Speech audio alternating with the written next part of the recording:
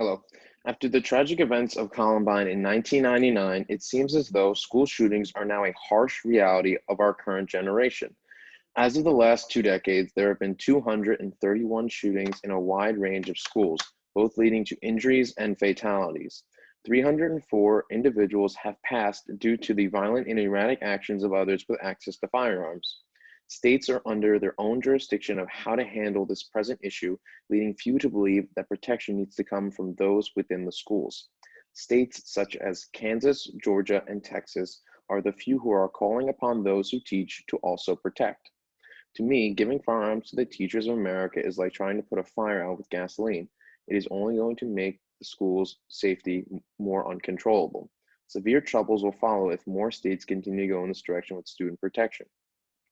Allowing teachers to carry firearms is a problem that will lead to more harm than good, but I believe I know the actions that need to be taken to protect the young Americans from unnecessary loss. First off, I would like to introduce myself. Hello, my name is James Merritt, and I am currently a junior undergraduate at the University of Buffalo. Throughout almost my whole life, I have been a student who has been aware of the dangers of firearms and the possibility that these firearms could make it into my very own school. I have grown up in an era in which safety cannot be guaranteed while attending classes that are meant to improve our minds.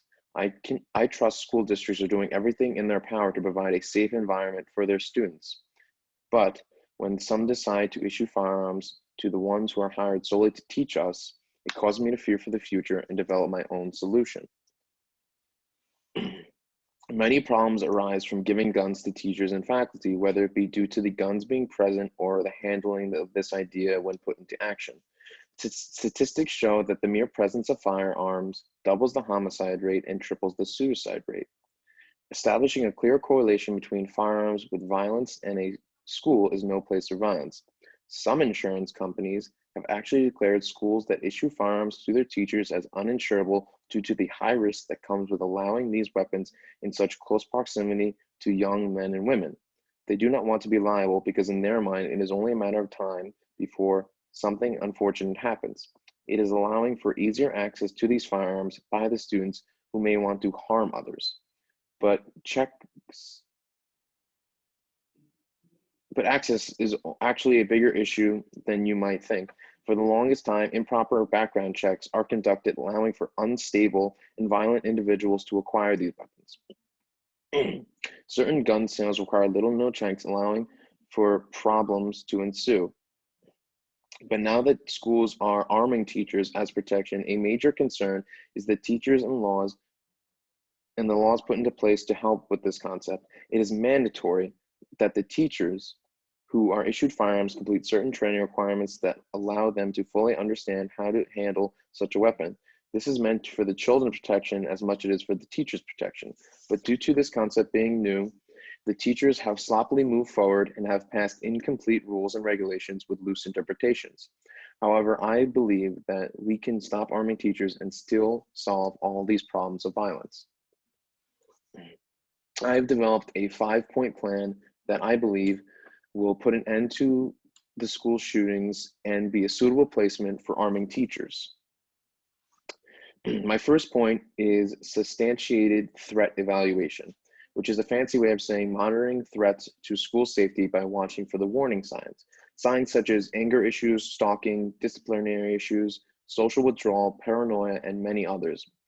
If select teachers and faculty are put into place to watch for these threats, then proper action can be taken, whether it be to keep a close eye on them or confront them. With threat evaluation put into place, schools will be able to anticipate and identify valid threats to safety, maybe even before they happen. This could lead to social profiling by teachers, but they need to put their biases away for the greater good and focus on the evidence of possible threat instead. My next point is to require background checks on all firearms. This may be more of an outside of the school issue, allowing no unstable individuals to acquire firearms, whether they are a parent, teacher, or a random individual. But the background checks need to be thorough and detailed. Nothing can be left to chance. This will lead to a screeching halt on the sale of firearms to violent people. Truthfully, this needs to happen in general, not just due to the events at schools, and it needs to be enforced by officials in order to have a safer country. Another point I've decided to add to my plan is the concept of having certain officers on standby for schools. Now, this does not mean that officers need to be in every school across America. This simply means that at all times there needs to be at least one officer within a mile of the school itself. Having officers do an occasional drive-by establishes that if anything were to happen, that there would be a police response within the next few minutes. This leaves nothing to chance, and no one would dare cause any violence at these districts because they would suffer the consequences. Their close proximity to the school will lead to more threats stopped and a safer environment altogether. The most important point of mine that schools can do to protect their students and prevent the tragedies is by practicing the emergency procedures that school has put into place to protect them. The problem is when a shooting occurs at a school, some don't know how to act safely. If the school practiced their threat protection strategies more often and developed them more when violence struck, then the schools would have little to no casualties. If students knew how to conduct themselves properly in an emergency, then those students would be better protected. Guns don't need to be in schools if the children in those schools can protect themselves.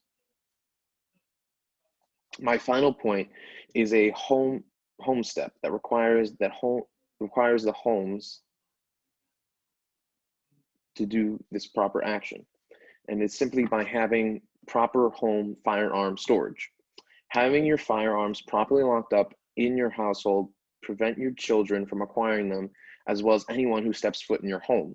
These weapons aren't meant to be out for anyone to grab. They should be locked up and kept away from those who show the warning signs. Keeping guns under the proper lock and key will just prevent anyone who does not legally purchase a gun from getting their hands on it. Nearly 2/3 of school shootings have a firearm being used that was taken from home.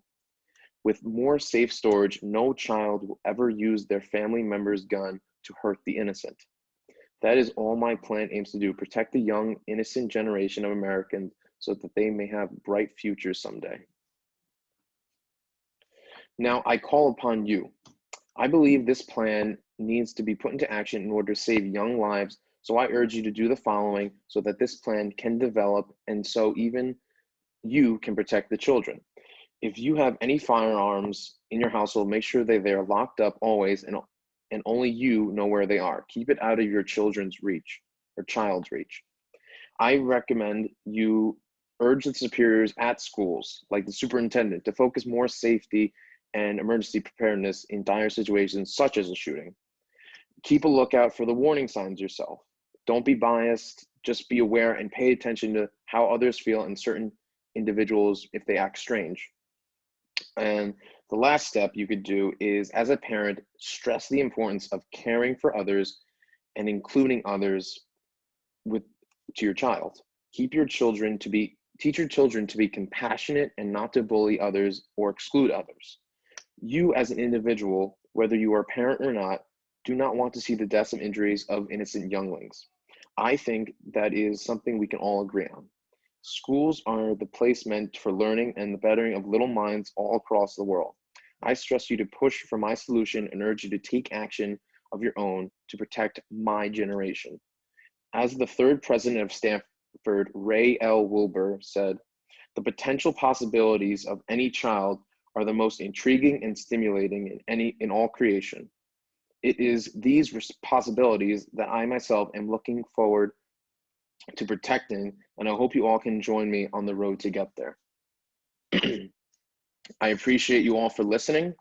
I know that if we enact my 5-step solution of substantiated threat analysis, background checks, officers on standby, practice emergency procedures, and proper home firearm storage, including the help of the community, people like you, the only thing the children of America will have to fear will be a bad test grade. Thank you and have a good evening.